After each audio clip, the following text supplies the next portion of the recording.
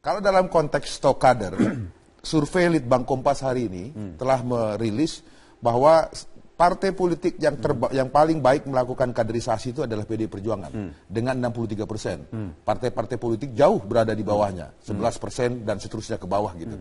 Itu artinya ada pengakuan ilmiah bahwa proses kaderisasi di PDI Perjuangan berjalan dengan baik. Sehingga oleh karena itu dalam konteks pilkada DKI pun tidak ada kegamangan bagi kami sama sekali. Kalau kami gamang justru kami dengan serta-merta, dengan instan langsung mendukung Pak Ahok. Tetapi kan ini persoalan prinsipil. Karena sekalipun kadernya ada elektabilitasnya jauh di bawah Ahok misalnya, kader luar. Kalau soal elektabilitas bagi PDI Perjuangan bukan satu-satunya ukuran. Kami sudah banyak pengalaman soal itu. Tetapi dalam konteks calon persoalangan versus partai politik ini memang sudah satu hal yang fundamental bagi Jokowi kami. Ahok sendiri karena waktu itu di bawah. Ya, karena calon perseorangan itu kan masafnya individualisme. Sementara kami masafnya gotong royong, kolektivisme. Itu sudah ketemu kok.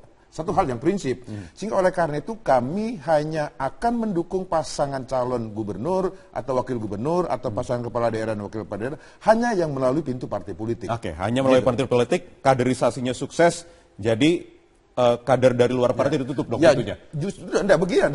Demikian. Kami tetap membuka kesempatan bagi kader-kader di luar partai untuk bekerja sama. Itulah esensi dari partai gotong royong yang kami usung. Kita coba lagi. Ya, secara kuantitatif melalui sejumlah hasil survei, belum ada nama kuat yang mampu menandingi Basuki Cahayapurnama yang maju dari jalur perseorangan untuk bertarung di Pilgub DKI. Sejumlah partai politik pun masih terus menimbang bakal calonnya masing-masing.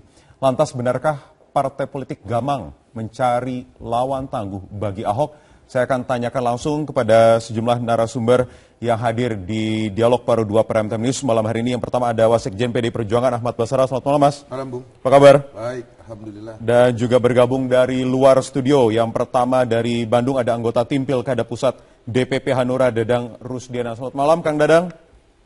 Selamat malam, Assalamualaikum. Waalaikumsalam warahmatullahi wabarakatuh. Dan juga analis politik Yunarto Wijaya melalui sambungan telepon. Selamat malam, Mas Soto. Selamat malam, Metro TV. Ya, baik. Saya ingin ke Mas Basara terlebih dahulu. Risma kembali mencuri perhatian 2-3 hari weekend kemarin lah, Mas ya. Long weekend kemarin ini, walaupun namanya tidak masuk dalam 30-an daftar nama yang sudah 32 ya. 30-an daftar yang sudah mendaftar dalam penjaringan, tapi muncul suara-suaranya. Ada mulai dari poster, spanduknya, kemudian posko, kemudian ada akun media sosial. Kenapa bisa muncul ini? Siapa yang memunculkan kira-kira? Ya, saya kira dinamika sosial politik masyarakat itu kan memang sangat dinamis ya. Dan kita tidak dapat mengendalikan berbagai arus aspirasi yang berkembang di tengah masyarakat terhadap adanya aspirasi untuk mendukung, mendorong agar Bu Risma dapat dicalonkan oleh DPP Perjuangan sebagai calon gubernur DKI Jakarta. Saya kira ini satu hal yang lumrah. Sama hal lumrahnya dengan ketika banyak kelompok civil society yang juga memberikan dukungan kepada Pak Ahok maupun juga kepada Pak Jokowi dan Pak Yusuf Kala pada saat Pilpres kemarin. Itu dinamika sosial politik yang lumrah saja. Sementara kalau dari sisi PDI Perjuangan, kita tetap konsisten menjalankan satu aturan main partai yang memang ini kita akan lembagakan sebagai tuntutan daripada publik, agar partai politik juga terus memperbaiki diri dan melakukan penguatan pelembagaan. Dan oleh karenanya dalam konteks pilkada serentak 2017 yang akan datang, kita telah membuat satu mekanisme yang mengatur bagaimana proses pendaftaran, verifikasi, penyaringan, dan sampai pada penetapan.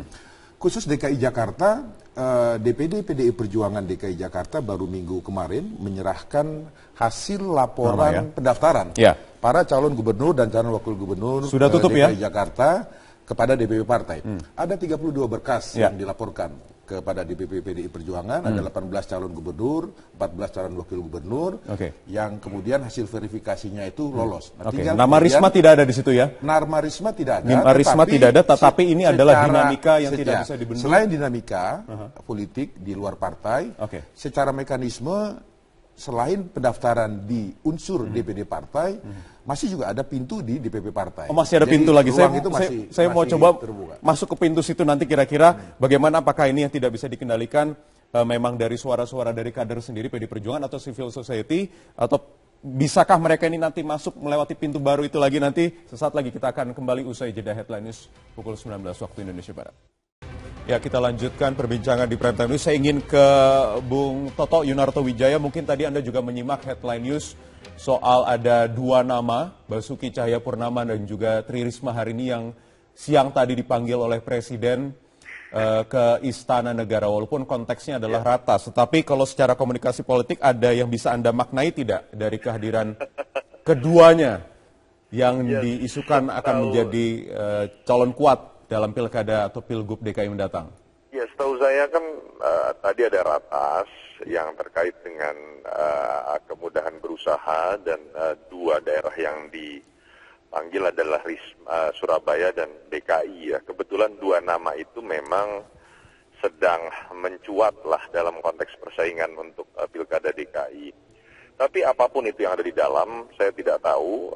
Tetapi yang menarik seperti ini, memang ada faktor baru, bukan faktor baru lah, ada faktor lain yang memang harus diperhitungkan juga dalam konteks membaca konstelasi apa yang akan terjadi di DKI, yaitu faktor bernama Jokowi. Dulu Ridwan Kamil mengakui sekitar 2 bulan lalu bahwa mundurnya beliau salah satunya faktor kuatnya disebabkan oleh dialog yang dilakukan dengan Pak Jokowi yang menyarankan agar kemudian tidak mempertentangkan atau mempertarungkan 2 orang yang dianggap sama-sama baik dan sebetulnya memiliki wilayahnya masing-masing. Entah ini bisa dianggap lebih baik Ridwan Kamil ke Jawa Barat, itu juga bisa jadi salah satu spekulasi, dan bukan tidak mungkin orang akhirnya mengatakan, oh jangan-jangan tadi terjadi seperti itu juga di Ibu Risma.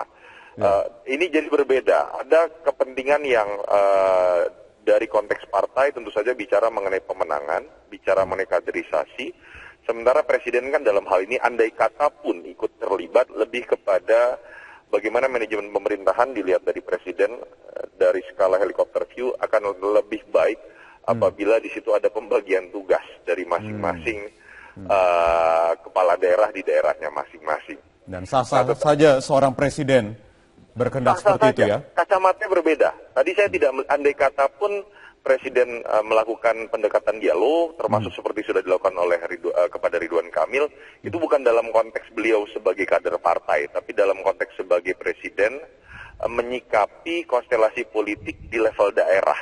Dalam konteks menjaga stabilitas, manajemen pemerintahan, saya pikir itu sah-sah saja memberikan. Sah-sah saja ya. PBHMI inginnya seperti apa? Permintaan maaf sudah tadi pagi terbuka kepada media. Karena ini sudah melukai perasaan seluruh kader HMI se-Nusantara, kita pengennya ya kita tempuh melalui jalur hukum. Tetap akan maju jalur hukum? Tetap akan maju jalur hukum. Anda tidak khawatir bahwa nanti akan membenturkan kembali KPK dengan Baris Krim Polri? Tidak. Karena kita minta secara profesional, makanya kita tidak ingin menghadap-hadapkan persoalan ini antara HMI dengan KPK, ya, tapi ini murni persoalan soal Situmorang, jadi kita minta dari pimpinan KPK juga bisa jernih, masyarakat juga bisa jernih melihat bahwa ini persoalan bukan persoalan institusi. Bahwa HMI secara institusi iya, karena secara nyata jelas disebut situ HMI. Tapi kalau melihat misalnya demonstrasi seperti itu, bukankah itu justru malah menyerang institusi, Mas? Ada logo KPK dicoret-coret, kemudian melempar batu ke gedung KPK. Kenapa bisa sampai terbawa secara institusinya? Pertama yang harus dilihat di situ, nanti akan kita lihat juga, kita telaah secara langsung apakah ini murni teman-teman, inisiasi teman-teman untuk melakukan hal seperti itu, atau ada yang provokasi. Biasanya dalam aktivitas demo seperti ini sangat rawan provokasi dari pihak-pihak lain. Ini yang coba nanti kita akan telah, itu yang pertama. Yang kedua, Pak Saud juga harus melihat bahwa ini sebenarnya ekspresi kemarahan teman-teman atas apa yang disampaikan oleh Pak Saud Situmorang. Ini murni ekspresi teman-teman, bukan skenario. Karena saya dari awal sampaikan ke teman-teman, silakan aksi tapi secara damai. Sudah ada dari himbauan dari PBHMI seperti itu ya. Karena kita organisasi intelektual, organisasi mahasiswa, jadi silakan lakukan aksi karena tujuannya adalah untuk menyampaikan aspirasi, tapi lakukan secara damai supaya tidak mencederai organisasi. Silakan, Pak. Mungkin ada yang usulan, saya nggak tahu benar dari PBM atau bukan, untuk menginikan kepada komite etik KPK. Biar komite etik yang akan melakukan investigasi, kemudian memberikan apa sanksi kah atau apakah kepada yang kalau memang betul-betul ada kesalahan di situ. Jadi itu akan lebih elegan dibandingkan dengan melapor ke Barreskrim begitu. Ya, karena itu nanti laporan itu kan juga akan lama nanti ditangani. Dan itu tadi yang saya ingatkan, bahwa yang namanya pimpinan KPK itu KPK. Beda dengan pemain dirjen. Itu bukan kalau dia bukan, itu kita bisa mengatakan itu adalah anggota atau oknum gitu. Tapi kalau pimpinan KPK itu KPK. Mas. Yang pasti begini, Pak. Setiap persoalan pasti ada jalan keluarnya. Ya. Yang harus dicatat bahwa kita juga melihat ini dalam kacamata bagaimana kita menjaga marwah institusi KPK dan memperkuat KPK. Tidak ada niatan kita untuk memperlemah KPK. Jadi makanya kita dari awal tidak ingin diperhadap-hadapkan antara HMI dengan KPK, dan kita minta dan kita support KPK untuk melakukan aksi-aksi pemberantasan korupsi. Kita siap menjadi mitra. Kita siap menjadi mitra, kita siap menjadi kawan, kita siap mensupport KPK dalam melakukan aksi-aksi pemberantasan korupsi. Baik. Ya. Jadi haruslah dari sisi itu. Ke Pak Haryono lagi, Pak Haryono, Pak Saud pernah berkata di media begitu, dia mengatakan jika terpilih menjadi pimpinan KPK, Saud akan membatasi diri berbicara ke media massa. Apakah ini artinya Saud tidak mematuhi pernyataan yang dia buat dulu kalau menurut Anda, Pak? Pimpinan KPK itu kan pejabat publik.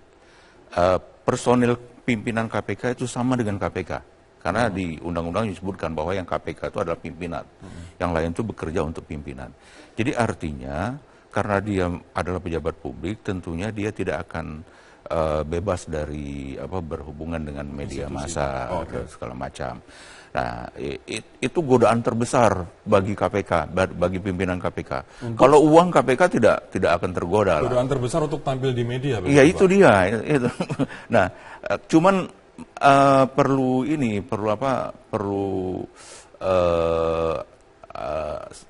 semacam berlatih lah atau gimana lah, pokoknya berhati-hati. Pak Haryono, ini selama ini kan kita tahu bahwa pimpinan KPK Anda ketika menjabat sebagai pimpinan KPK juga sangat berhati-hati dalam berbicara di media massa. Apakah ini artinya Pak Situmorang terlalu bersemangat, terlalu talkative, sehingga tidak berhati-hati, atau seperti apa yang Anda lihat? Ya, itu kan background orang masing-masing. Bagaimana dia selama ini, kalau dia memang orang yang terbuka, yang ngomong apa adanya, ya itu akan terbawa gitu ya. Nah, oleh karena itulah maka di KPK itu dibutuhkan yang namanya juru bicara itu. Juru bicara lah yang berbicara semua apanya. Seperti dulu kan umpamanya Pak Johan. Nah, Pak Johan lah yang mengatakan pimpinan itu hanya hal-hal yang penting, terutama dan mungkin yang lebih baik betul-betul fokus kepada pekerjaan, fokus kepada bagaimana penindakan, pencegahan segala macam. Jangan sampai energi itu dihabiskan untuk yang seperti ini.